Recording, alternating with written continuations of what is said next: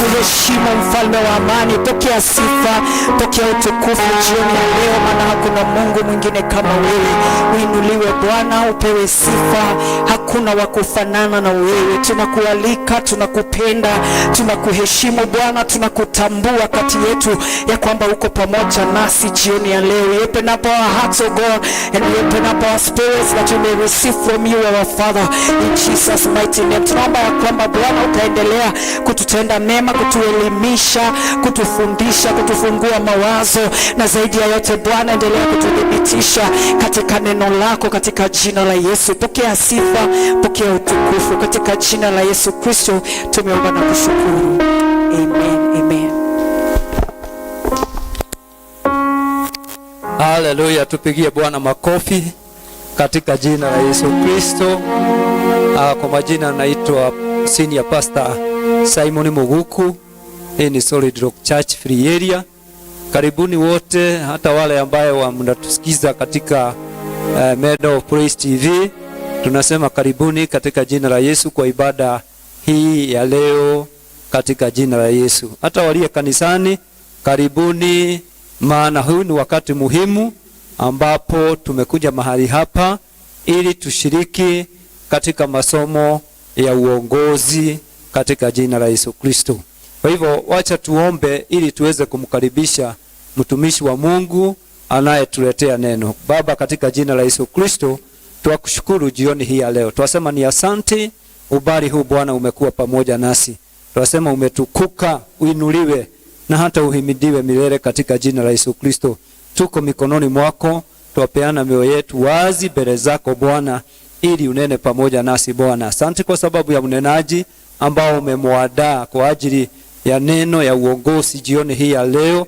Mtumie Bwana, umpatie ufahamu na hata umpatie ufunuo wa neno katika jina la Yesu Kristo. Tunakushukuru na tuwasema wastahili. Na ni katika jina la Yesu Kristo tunaomba na hata tunaamini. Jioni hii ya leo tuko mahali hapa, tuko na mtumishi wa Bwana ambaye anaitwa Daniel Gururi, ambaye ni mwalimu wa neno, ambaye atakayetufundisha jioni hii ya leo habari ya uongozi. Karibuni tunapolisikiza hili neno na tutakuwa tumebarikiwa. Karibu mwalimu. Amen.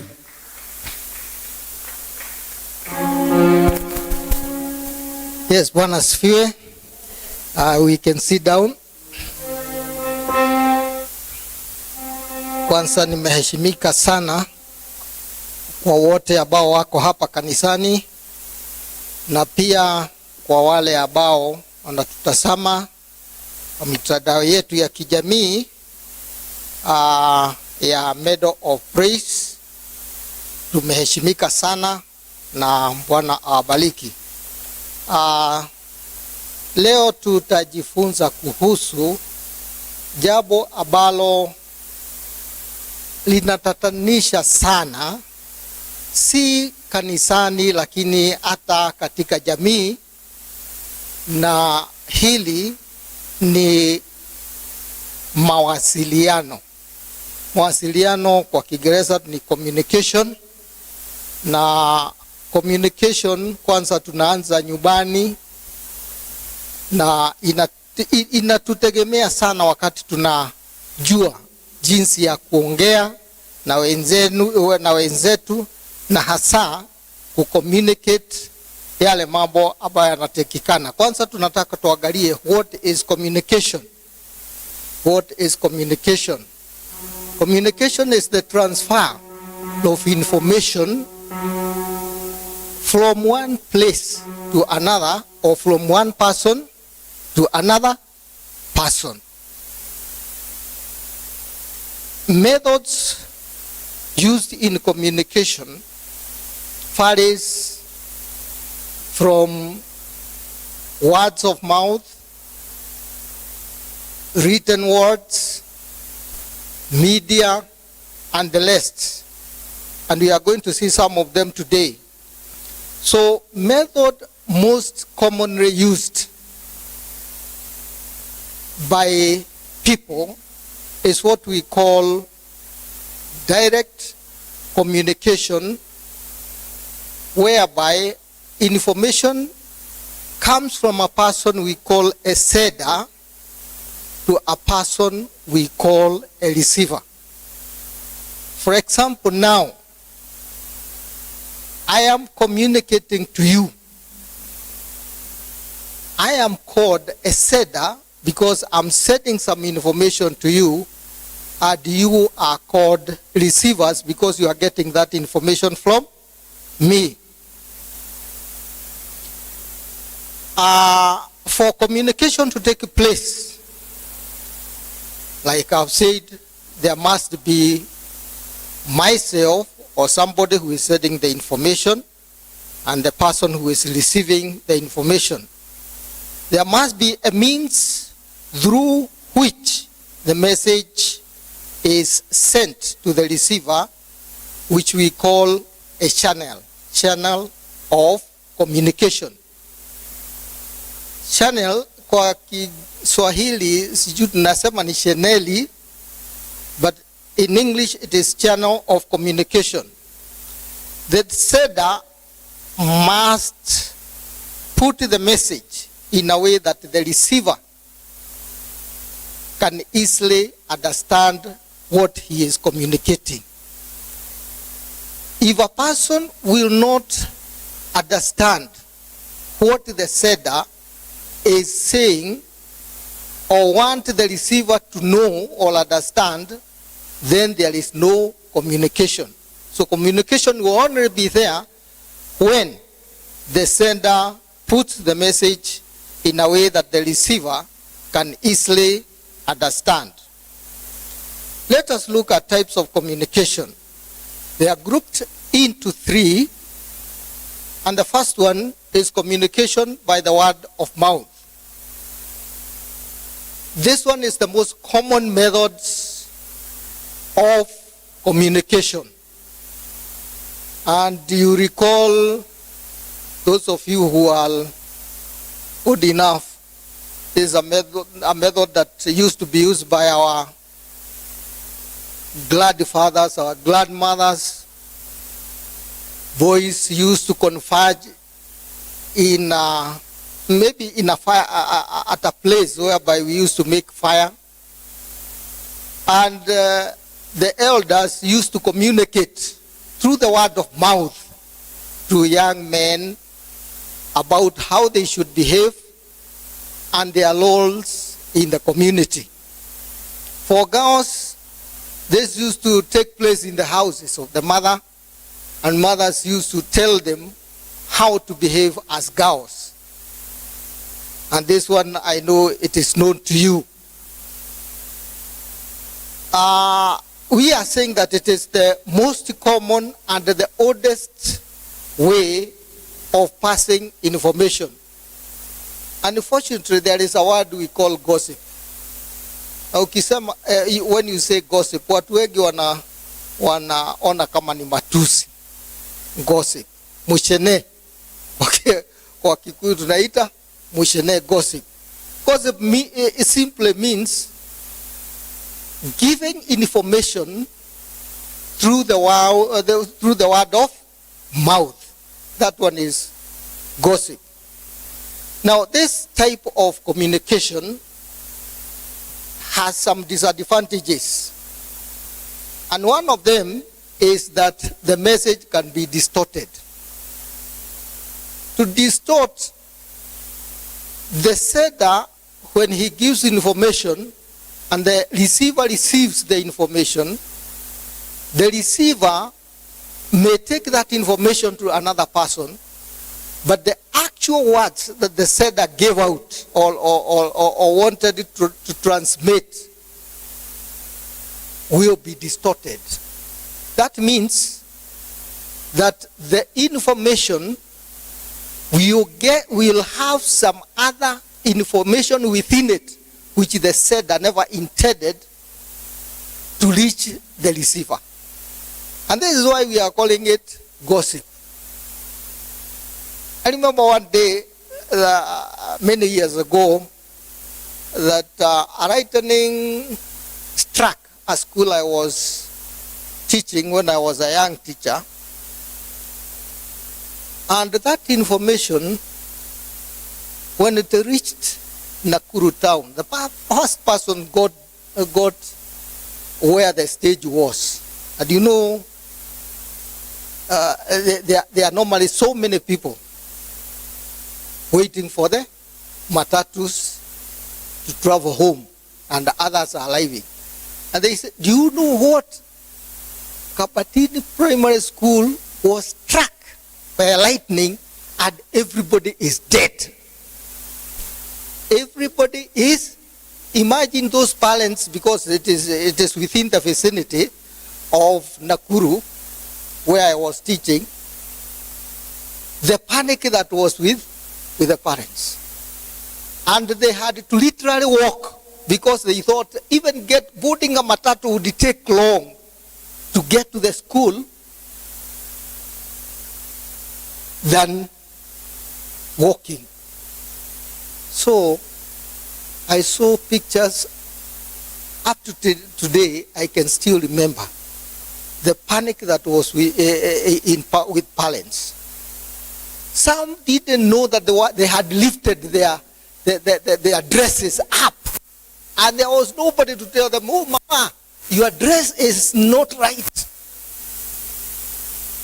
So all they wanted to know is whether their children were alive. So I could hear a mother say, when a mother found one of the daughters or sons, Wakishi, where's Wakamau, where's Wagoi, where's, oh, they are there. Oh, at that time they realized that their dresses were not light, and this is the type of damage that this type of information or gossip or communication by the word of mouth can do to the person receiving the message. So, the message of the sender can easily be misunderstood by the receiver. And remember, he said the receiver is the person you intended him or her to receive your message.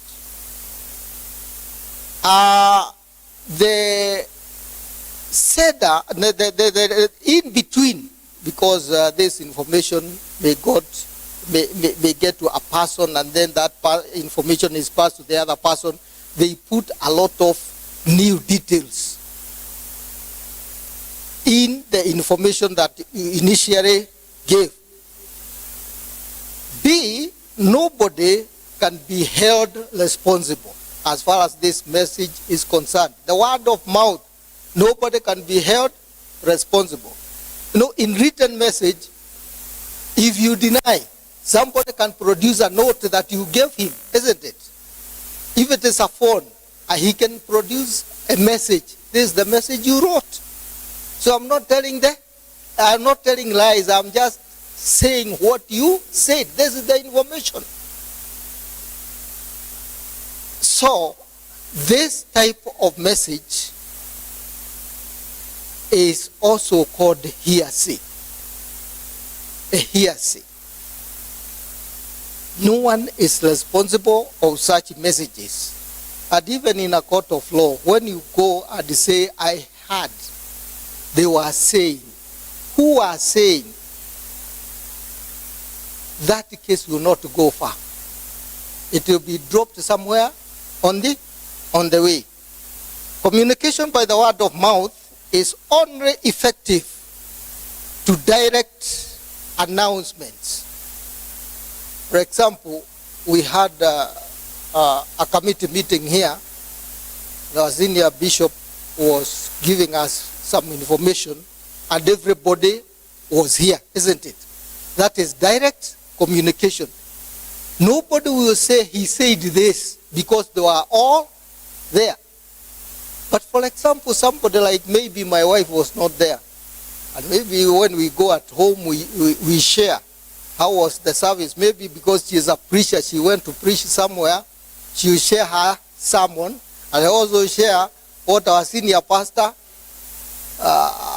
preached, or what the senior bishop or any other pastor like Pastor Daniel preached. I cannot recall every word the sender wanted to convey to the congregation. I will miss some points. And if I will not miss some points, I'll add my own words. So by the time that person reports back what I told her, what I told him or her, it will be totally different from what was said by the sender. So the receiver gets wrong information. So this is another disadvantage of communication through the word of mouth. Number 2 is communication by written word.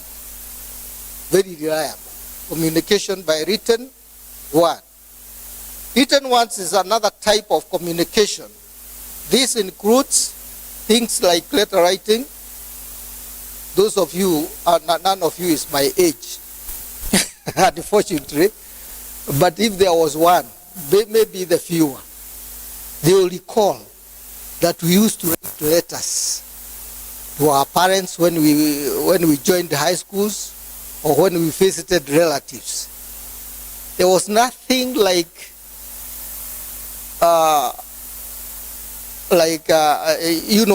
most of the information was you either send somebody to that person who might distort. Now it comes to number 1, spoken communication by the word of mouth, and when it is written, this one is taken the way it was written by the sender. So the receiver will receive first-hand information. But the only unfortunate thing is because our parents were not learned. They were not learned, and therefore the person you sent was told to read that letter to this old lady or this old man, and they could put their own words, and that one would also distort the information that you wanted the receiver to get. But rarely that one does not happen.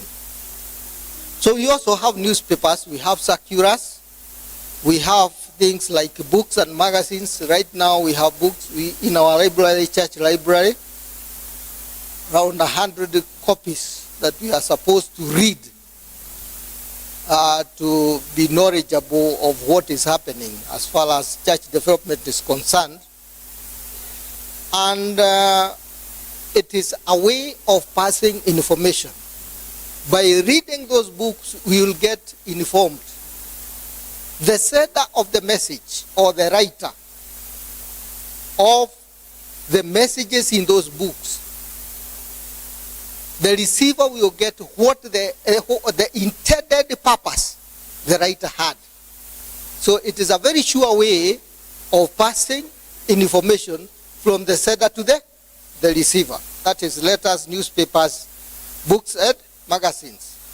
Number 3, communication by electronic devices. Nowadays, even students in high schools, you hear them asking for what? For cell phones. They ask for cell phones because they want to communicate.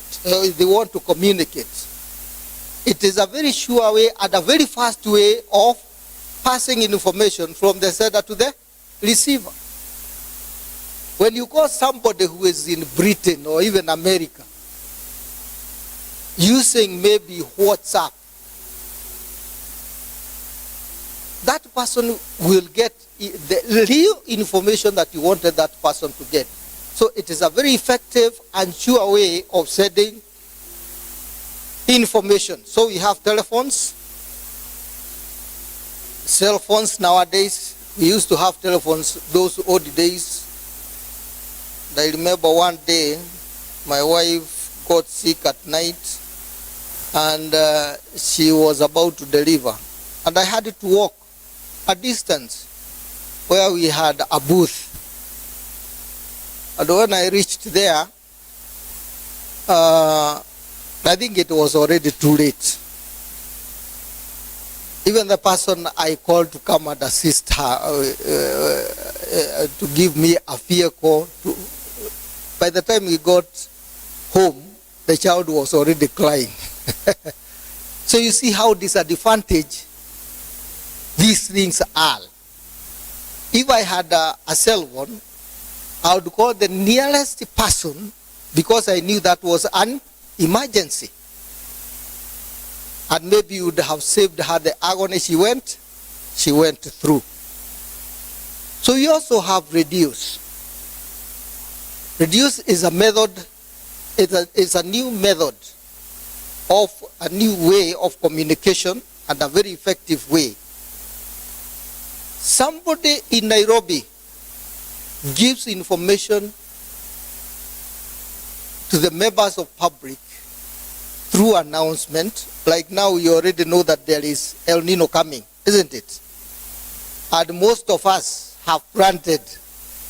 We have planted. My maize are already big now at the beans because we were given information at the right time. Therefore, we had to make sure that we prepare our shabbas very fast and make sure. And we were told this rain will go up to January. So we knew the type of crops too. How did we get this information? It was effective, but it was one of the new methods of communication, that is radios and televisions. Nowadays we also have internet. Our church here right now, what we are using is internet, and I'm sure so many people are getting me.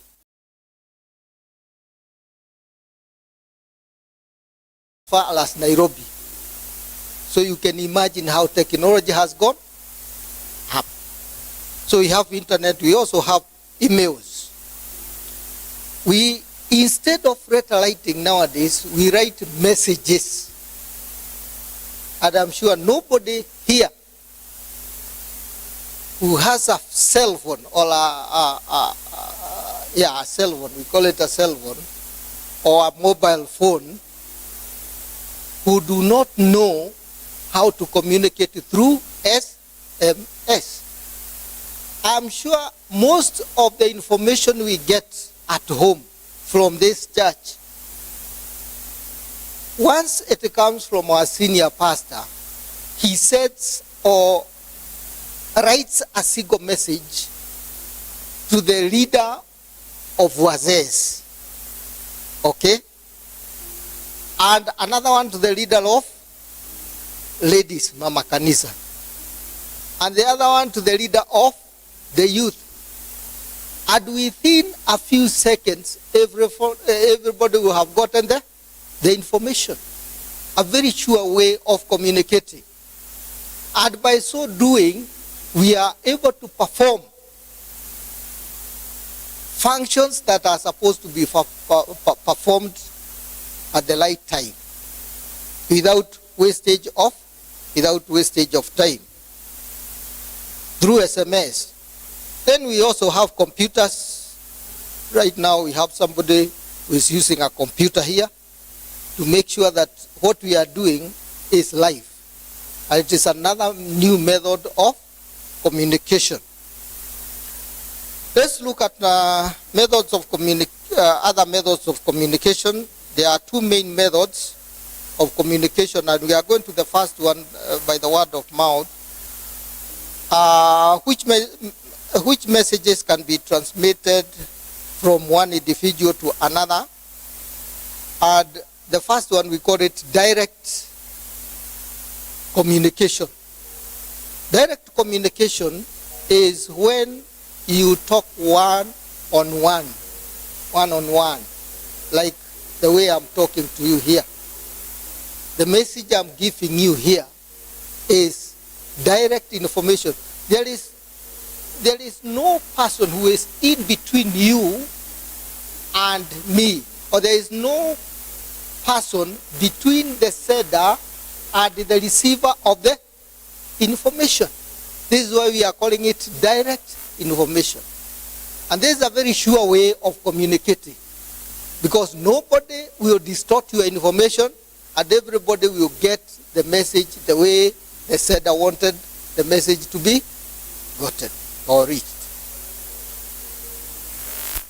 In this method, the sender sends message directly to the receiver and a reply. Like now, if you are not sure of what I'm saying, or if something is not clear about what I'm saying, you have the freedom to raise your hand and ask me a question, because maybe a point is not understood by you. So we are saying that the receiver can reply to the sender at the same time, and therefore there is no distortion of information. This one can be done through the word of mouth, using one-on-one, like now me and Pastor Daniel there, or me and the whole congregation, the way you are seated. Still, that one is direct. It does not matter the number of people you are speaking to, as far as they are all there, you are the receiver. You can have one receiver, you can have 100 or 1,000 receivers, and it can still be a direct method of communication, because the person, the sender, is sending message which is being received by every member who is intended to receive.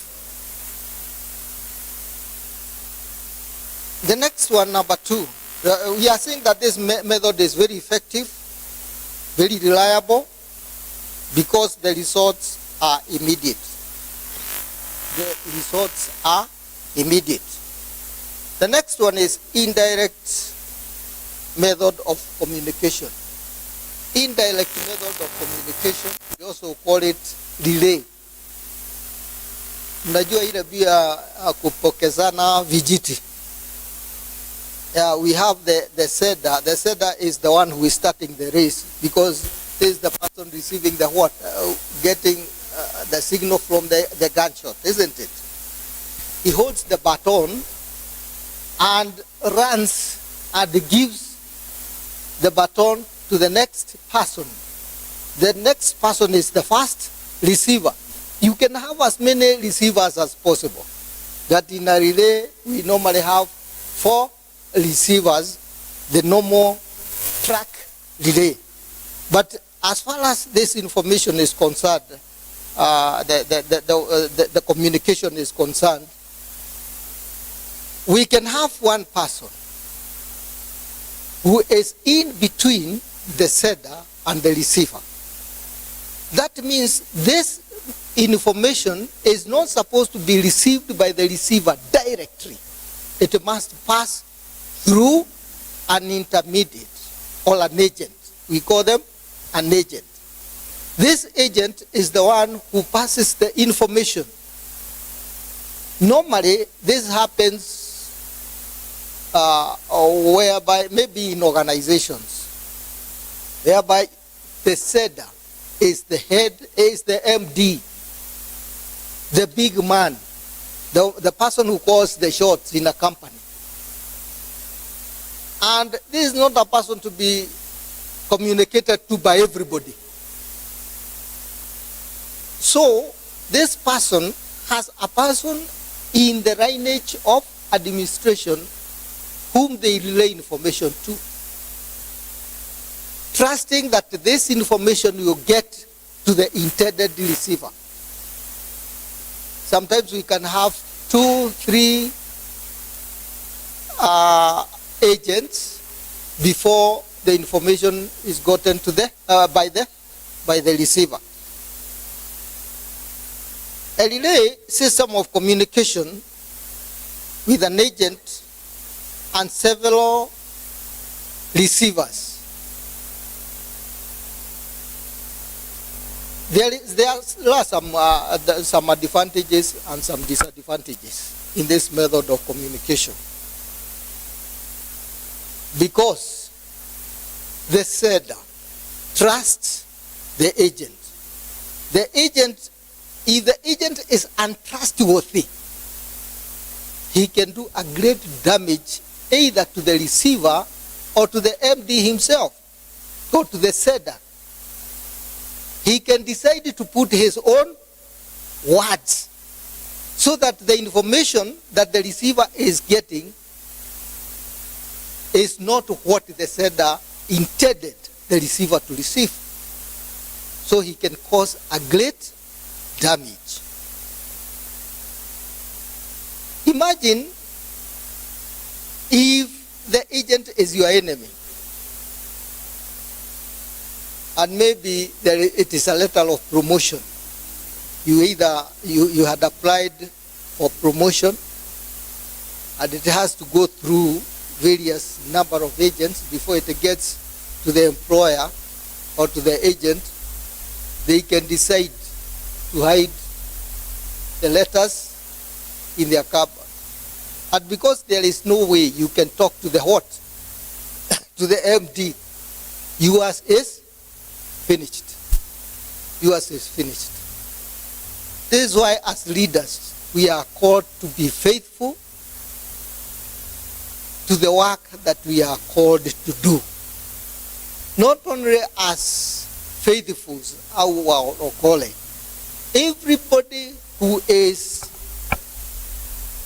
in the line of administration or is entrusted to take a certain responsibility, you should be very, very truthful and transparent. Remember, we are talking about transparency sometimes in our other programs. If you are not going to be transparent, you are going to mess up those people you are working with. Let us look at some of the disadvantages of relay methods of communication. We have said that the method can be delayed on the way because of the many stages that it has to undergo. It can be delayed. And yesterday, I got some information. There were some people who went for interview for armed forces. And if you could listen to what they were saying, the information they were giving tells you that there was some information that did not get them at the right time. For those who said we were asked for D, blame. And when we came here, they were asking for D+. They were asking for a good in your recommendation. Good. But the forces were looking for very good. So if they had told, if the information reached these people that we are looking in your living certificate, it must state very good, these people would not have gone to Nairobi because they knew they would have wasted their time and money. So they would have stayed at home and wait for other chances. This is what communication, the damage communication can do to the citizenry. The message can be distorted somewhere on the way. We have talked about, if it is the relay method, how people will add their own information and delete some information.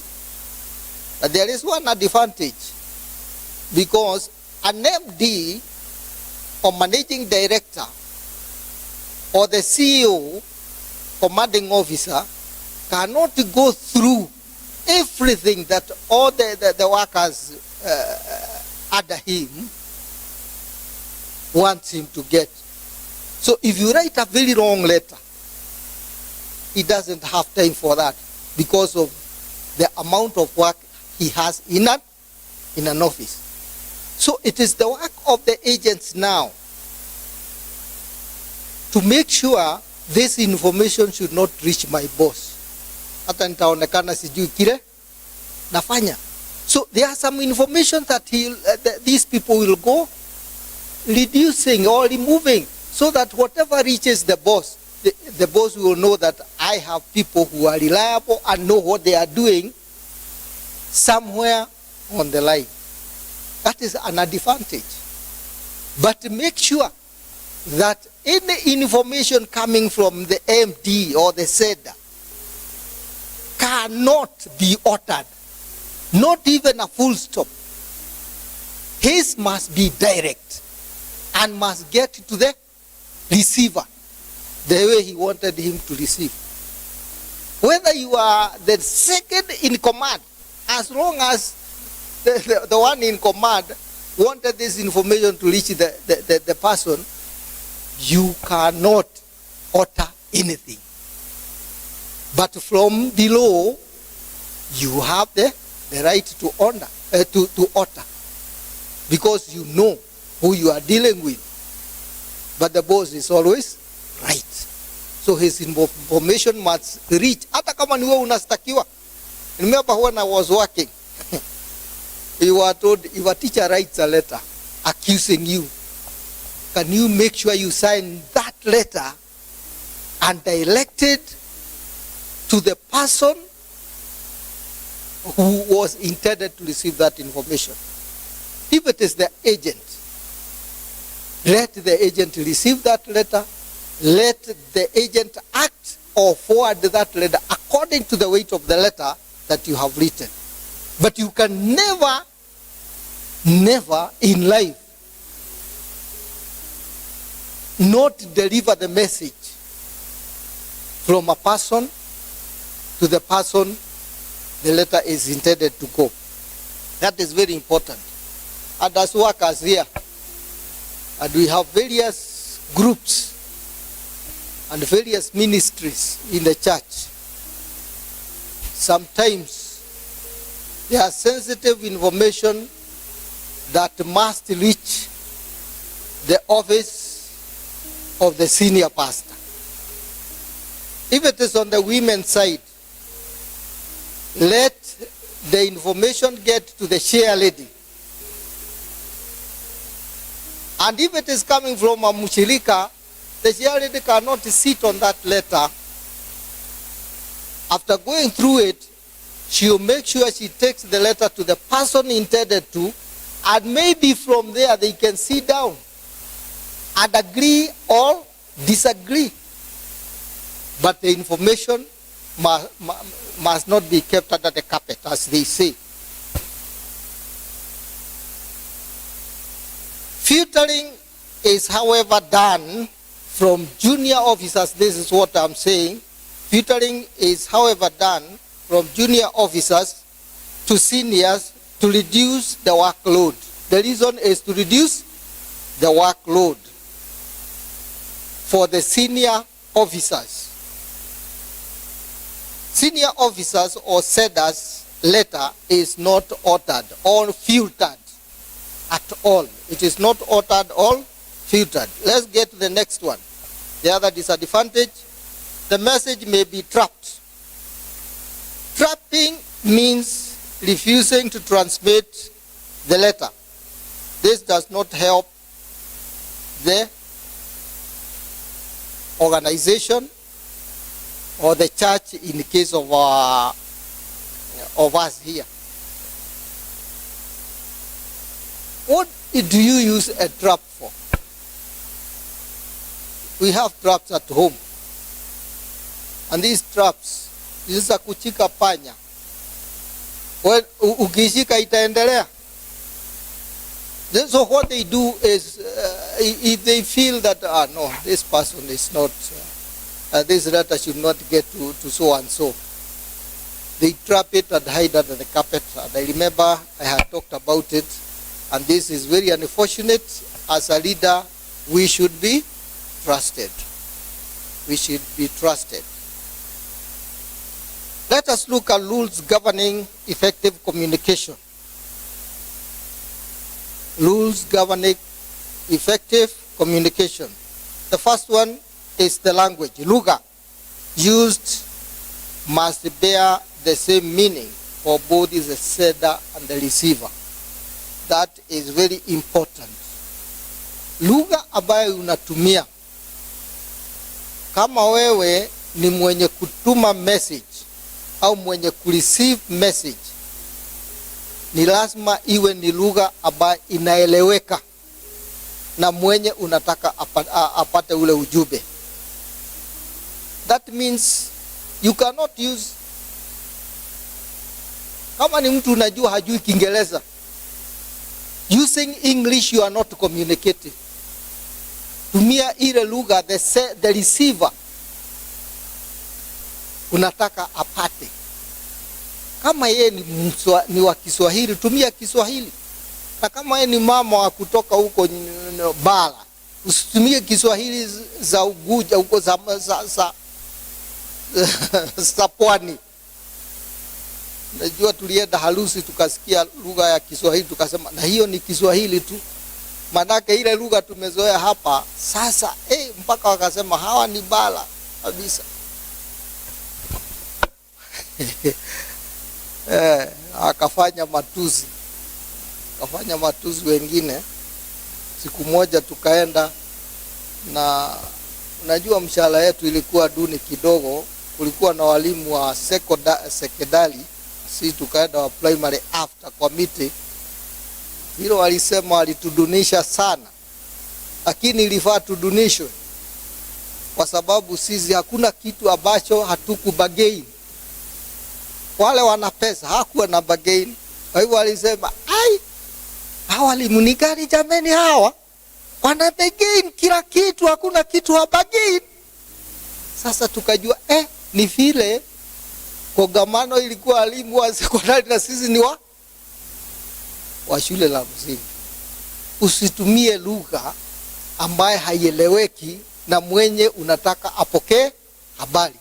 Use the language that is going to be understood by the receiver. And the receiver should also use language that is understood by the sender. And here more so the respect. And this is where we fail a lot. Hapa ndio tunaanguka sana.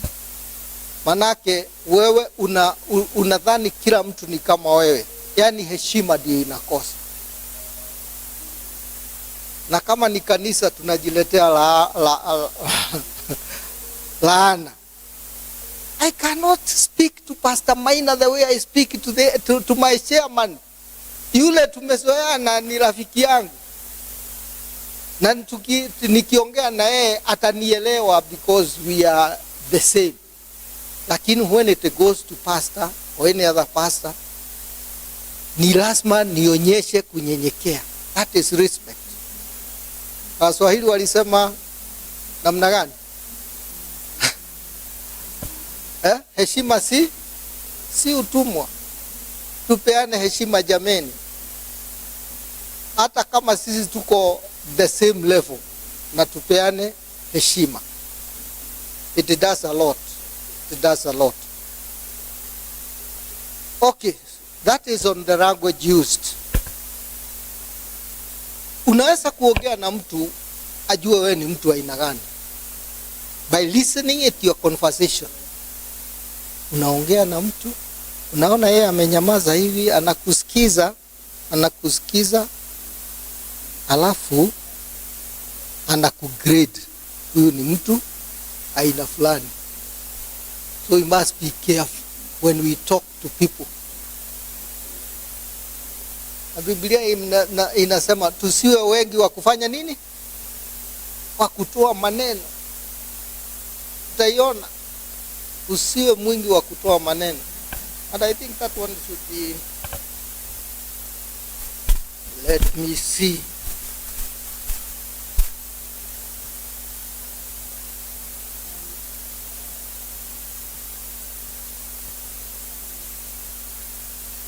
Kwanza moja tuangalie hii iko kwa Ephesians chapter 4 verses 29. Do not use harmful words, but only helpful words, the kind that builds up and provide what is needed, so that what you say will do good to those who will hear you. That is what Ephesians is telling us. And it is important that we learn even from the Bibles that we have. All right. The next one is still about rules governing effective communication.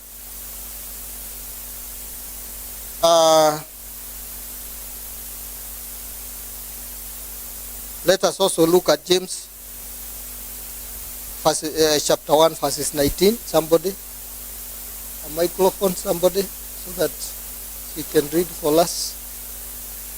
Have microphone. Read for us. 1:19.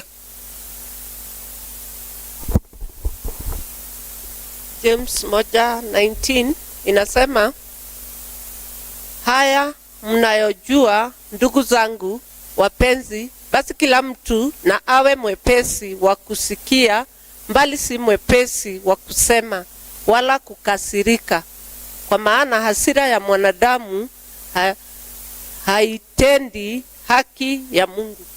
Okay, very good. Bado tunaendelea kukanywa, si ndio? Tunaendelea kukanywa. Haya, let's look at number 2, communicate in advance. Communicate in advance. This is another rule governing effective communication. When the date and the venue of a certain event is confirmed, it is always good to communicate early enough to give room for the receiver to prepare in advance. It is important to always give time, good time, to people if you want to be effective with the information or with anything that you want to do. Don't come and tell me tomorrow we have a meeting. I also have my other assignments at home or in my place of work. Just give me time so that I can go ask for permission. I can go organize myself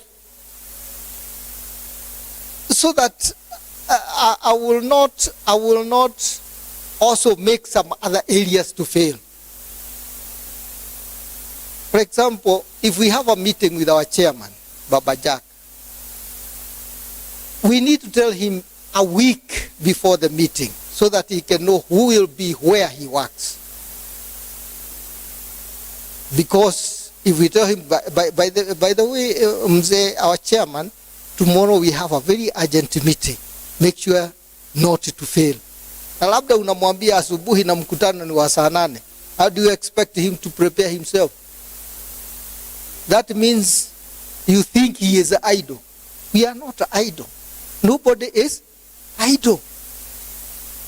We are occupied. Where we do, as long as you have breath, there is something you are doing to make ends meet. So I might come because I must obey my seniors. But make sure as my senior, you did not do me right. You have offended me, you have offended my family, that you have offended the place of my work. So we should make sure that, and you know the type of meetings we normally call. Normally if we have boards meeting, we give them a week.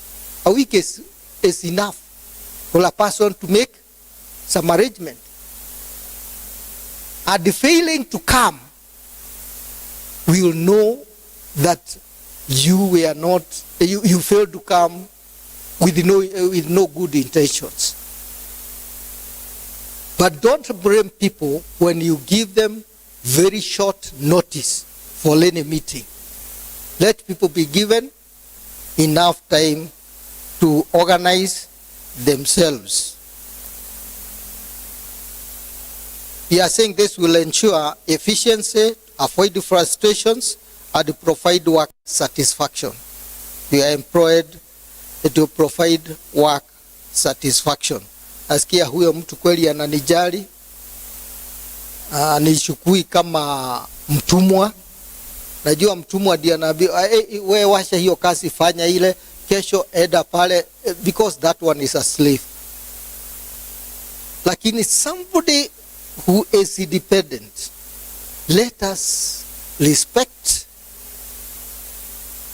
their persons, these persons, because they have other works to do. And if you do that, these people will respect you.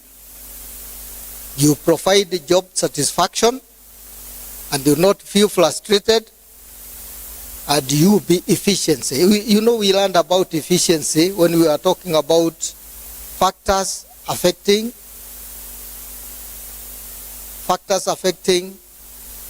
proper management or effective management. Now, number 3, consult and consider everyone involved in the event. Consult. What is to consult? Ongea na watu. Hebu yule mtu ajue ya tunakuhitaji ufanye hii. Utaweza. Are you okay with this type of assignment? Kama mimi sasa ukiniambia Sunday, iwe kama leo ni Saturday, uniambie tomorrow is Sunday, mwalimu, you will be in the main service preaching. I will not even come to church. I will find excuses. You know, for one, that is not my work. So I need to go to God and ask God, are you sure you want me to be in the altar? I need to put myself right. This is not a place to come and joke around. Might go there and corrupt. And it is not right. So, consult. Consultation, very, very important. In any organization, make sure you consult with your seniors, with your juniors, with everybody, because everybody matter. Everybody matter. So, we are saying consult and consider everyone involved in the event so that everybody will know their work and the part and the type of work they will do, so that there will be no part that will fail. And even a section fails and these people had information and they agreed to be used or to be involved, then that is a wrong person in that department. Consult and inform individuals about their respective duties, roles, well-in advance. Hiyo inamaanisha wakati unanijulisha kama leo nikuje. Najua mimi tuseme ukweli niliambiwa saa 5, but senior pastor know that I am capable. There are people you can tell, can you come and do ABCD? Because he knows, he understands me. That is what a boss does. He must understand his people. If I tell this person, can you come right away? I want you to do ABCD.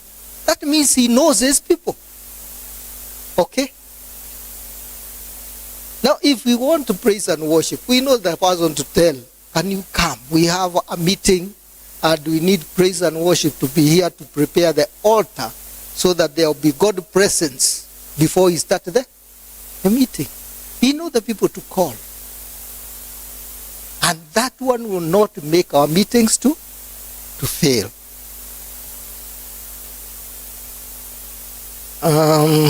We are saying this will make them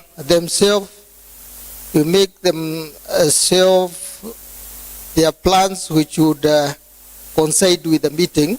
That means they would, I'm saying they would shelve. To shelve is to put aside. They would shelve, because if I am told to come, like I was told to come this evening, I had to shelve a few things because I knew this is more important than what I was doing at home.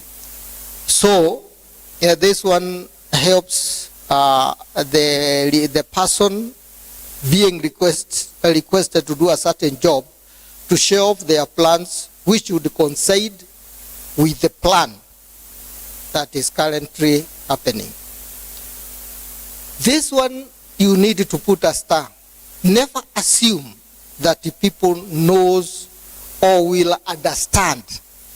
Whenever you have an occasion or you want something to be done, never assume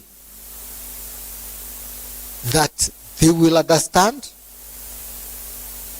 they will do it. Don't assume.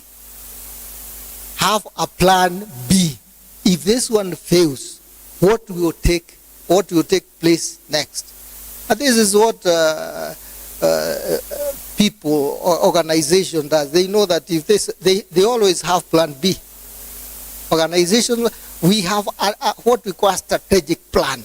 If this strategic plan fails because of maybe there are so many causes of a certain plan to fail, what do? We must sit down immediately and restart anew. Now that we have failed, we know why we failed. We start afresh. That one is called plan B. If this fails, we will not be stuck. We will not resign, but we will do A, B, C, D for us to forge ahead. So never assume that people knows or will understand. Make sure that you, as the person in charge, is ready with any eventuality. Whatever will happen, you are ready for what will happen.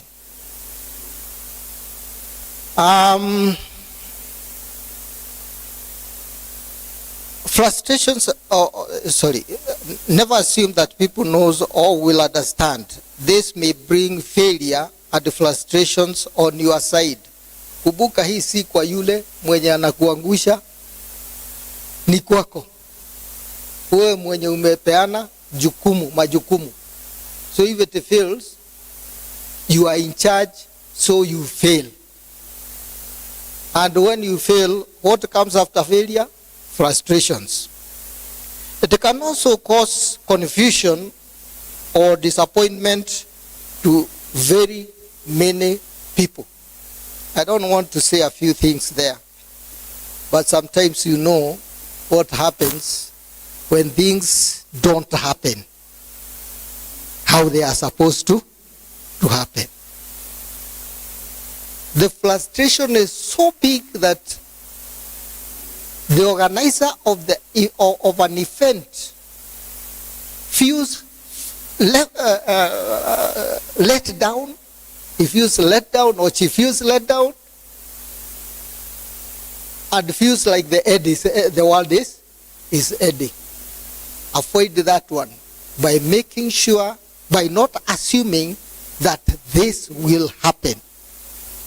Be ready with your plan B, so that if it happens, plan B is on the way, so that whoever is being involved, the guests and everybody else, maybe an MD are supposed to organize a certain organizations, maybe strategies, they will not see you as a failure.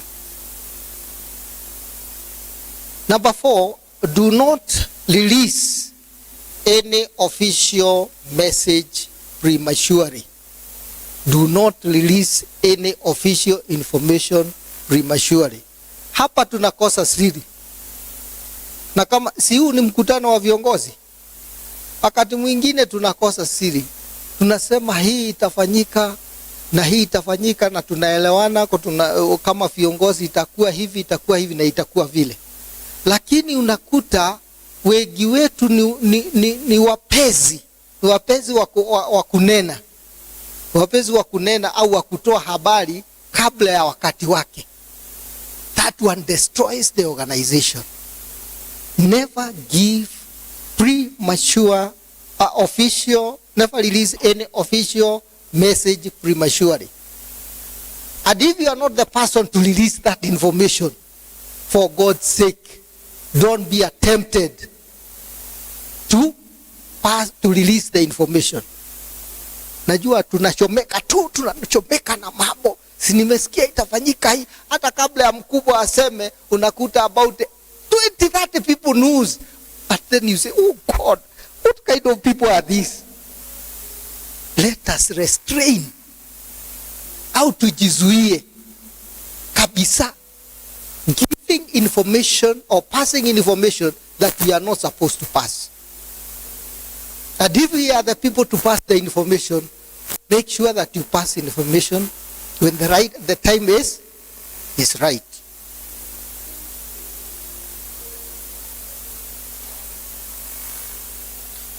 Now, if you, what are the disadvantages if you do this? Failure to do so may cause embarrassment if they leak out before the right time. You will embarrass the people or the organizers, which is very, very bad. The last one, I'm almost on time. You are supposed to end at 5. Wait for the receiver to respond before taking action. Hebu mwenye anapokea habari ajibu, akupee majibu kabla ya ufute yeye kazi au kabla ya jieleze. Don't feel I am the boss, this person must go. You don't even give the person time to speak their mind au kujieleza. Sasa unaona huyu yeye ni binadamu kama wewe, ni vile umepewa hicho kiti, hata labda yeye ni mzuri kukuliko, adama witness. People who are under me were better than me many times. I only got a chance. God's favor was on me. But there were so many people who are calling me sir. But they were much better than me. So don't cause embarrassment by giving out official information prematurely.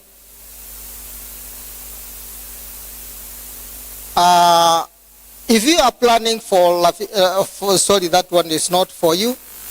But if you are planning to do something, please don't involve resources before you get a response from, if it is a journey. We went to Mombasa sometimes back. Wakati tulisema harusi tunayo, ni lazima ningefanya mipango na nikihakikisha mipango imekuwa sambamba na kila kitu iko sawa, naambia watu sasa tunaweza enda. That is leadership. You first of all make sure that the ground is laid and there is no doubt and everything is ready for you. God bless you. Thank you for listening to me. It is 6 sharp and thank you very much. Those of you who are getting us from Meadow Place, may God bless you even for listening to me. Thank you very much, Senior Pastor.